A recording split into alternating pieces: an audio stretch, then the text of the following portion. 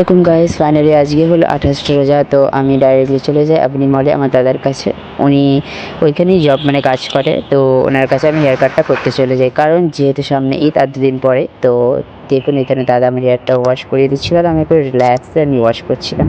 তো বাট আপনারা যদি এনার কাছে করতে চান আমার সঙ্গে কন্ট্যাক্ট করিয়ে নিন, আমি এনার সঙ্গে আপনার সঙ্গে কন্ট্যাক্ট করিয়ে দেবো। তো গাইস এই যে দেখুন এটা আপনি বলে সবথেকে বড় সেলুনের দোকান, আর এখানে আমার দাদা কাজটা করে। তো জাস্ট এখানে শ্যাম্পু লাগিয়ে এখানে একটা ওয়াশ করিয়ে দিয়েছিলো। হ্যাঁ, আমি শ্যাম্পুর নামটা বলতে পারবো না, বাট করছিল। তো তারপরে দেখুন এখানে হেয়ার ড্রায়ার দিয়ে আমার চুলটা শুকিয়ে দিচ্ছিলো। তো ওর পরে কাটিংটা করার জন্য আরেকজন এসেছিলো, তো সে আমার কাটিংটা করিয়ে দিচ্ছিলো, দেখতেই পাচ্ছেন গাইস। তো জাস্ট আমার কাটিংটা হয়ে যাওয়ার পরে আমি আপনাদের লুকটা দেখাচ্ছি।